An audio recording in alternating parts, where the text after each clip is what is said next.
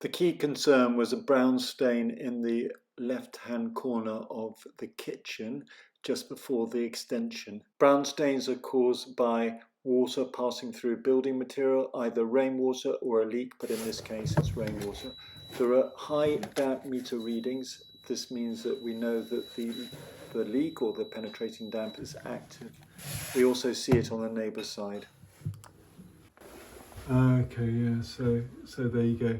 In some other surveys, I think one I did maybe 2 days ago, there was penetrating damp just like yours on the back, and it's caused by where the paint comes away, you get micro cracking, so you get lots of very small cracks, and this paint is essentially impermeable. Yeah. And so it stops the water from getting in unless it finds a crack. It gets in through the crack, can't evaporate out, so it moves inside, and then it becomes self-perpetuating as you get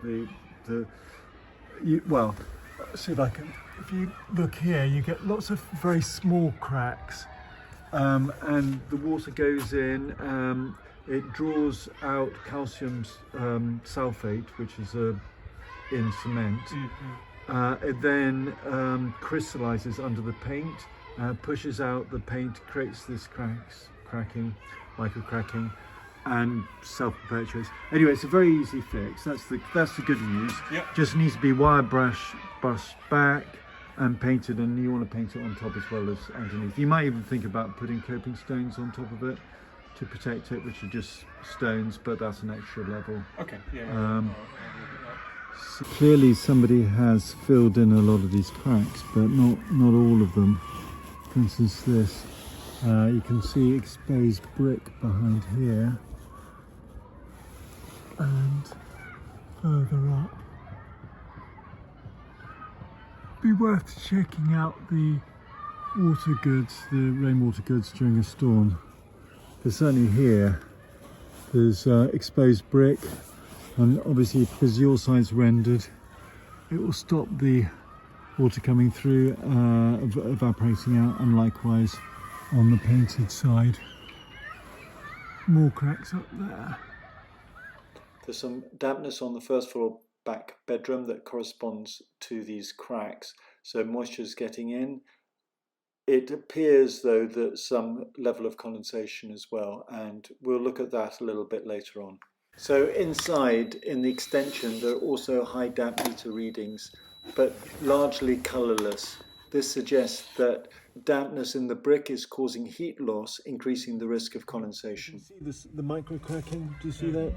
So that's calcium sulfate coming through, blistering underneath, and it's causing dampness in this wall. And you can see that it's enough water to grow a plant. And this is causing heat loss to this wall, which is increasing the risk of condensation on the inside. But I didn't see a brown stain that you see inside here and your at the top of your wall. So it doesn't look like it's penetrating the whole way through. But it's the same solution, and it's a similar problem, shall we say. And there's a lot of damage down there, so I'll check it inside again. Where you're seeing dribble marks, or dribble like that, that can only be caused by condensation, which is excess humidity. But there can be contributory factors. It may be that the water is penetrating through the first layer of brick, causing heat loss. Then the heat loss causes high humidity, surface humidity, and condensation.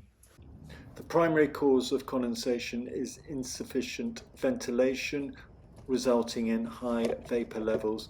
The kitchen extractor fan is running at about a quarter of the speed it should be running at because it's using a bathroom vent duct.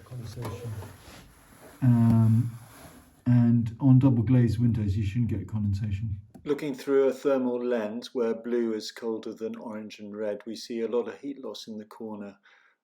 Corners are typically cold, where you have a box or something stopping warm air from coming into contact with the corner. It's going to be even colder. Unhelpfully behind the gutter. Yeah. Downpipe, whatever you call that. So you're going to get heat loss, and you got this render crack. You've got water. It's around the crack there. But again, it's exacerbating the heat loss, but it's not. It's a compounding factor, Yeah. rather than The sort of tipping it over the edge. Because, tipping over the edge. Yeah. Yeah, if it was exactly the same, you'd expect to see that condensation along this bench seat here.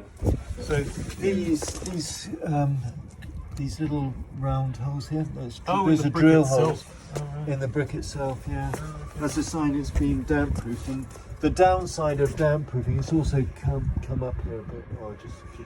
Downside of damp proofing is it reduces the wall's ability to absorb vapor, so it increases the risk of condensation and mould, sadly.